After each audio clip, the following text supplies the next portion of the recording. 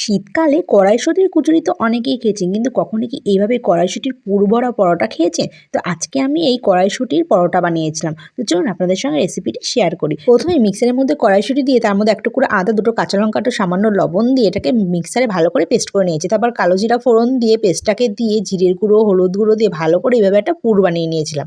এরপর আমি আটা ময়দা মিশিয়ে নিয়েছিলাম। আপনারা চাইলে শুধু ময়দা দিয়েও করতে পারেন। তার মধ্যে চিনি, সামান্য পরিমাণ স্বাদ মতো লবণ, বেকিং সোডা, সাদা তেল আর একটু বেকিং পাউডার দিয়ে ভালো করে মেখে 1 ঘন্টা রেস্ট রেখেছিলাম। তারপর ছোটো ছোটো লেচি কেটে নিয়ে তার মধ্যে আমি পুরগুলো ভরে মুখটাকে ভালো করে আটকে পরোটার আকারে বড় বড় করে বেলে নিয়েছিলাম। ব্যাস, তারপরে সাদা তেলে ভালো করে আমি ভেজে নিয়েছিলাম। একদম ফুলকো ফুলকোভাবে কিন্তু এই পরোটাগুলো হয়েছিল। সবকটা পরোটা আমি এইভাবেই বানিয়ে নিয়েছিলাম। আর পরোটাগুলো ভীষণ সফট হয়েছিল। আর এই পরোটার সাথে আমি চানা মশলা বানিয়েছিলাম। আর চানা মশলার সাথে এই কড়াইশুঁটির পরোটা একদম জমে গিয়েছিল। তো আপনাদের যদি এই ভিডিওটি ভালো লাগে থাকে প্লিজ লাইক, কমেন্ট, শেয়ার করে দেবেন। আর চ্যানেল যদি প্রথম হয়ে দেখেন চ্যানেলটিকে সাবস্ক্রাইব করে দেবেন। দেখার জন্য ধন্যবাদ।